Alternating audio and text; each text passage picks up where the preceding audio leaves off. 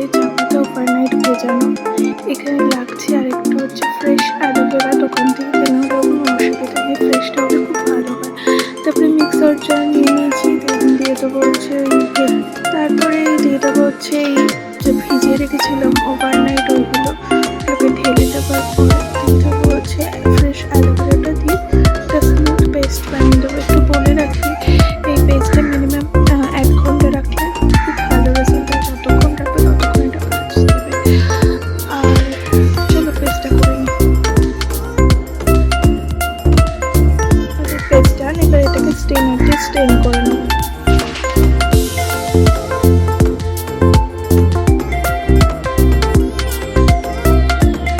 স্টেন করা হয়ে গেছে। এবার একটু বলে রাখি, এখানে যে কোনো একটা তোমরা যে শ্যাম্পু ইউজ করো সেই শ্যাম্পু দিয়ে দেবে 2 টেবিল স্পুন।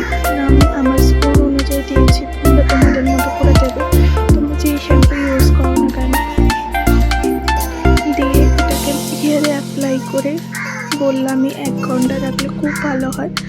যদি তার থেকে বেশি রাখতে পারো আরও ভালো উপকার দেবে। এটা আমার বিফোর হেয়ার, আফটার হেয়ারটা আমি ট্রাই করে দেখাচ্ছি। সো আমার চুলটা ড্রাই হয়ে গেছে, এবার রেজাল্ট তোমাদের সামনে। চুলটা যেমনি শাইন করছে তেমনি সফট হয়ে গেছে, তেমনি সিল্কিও হয়ে গেছে।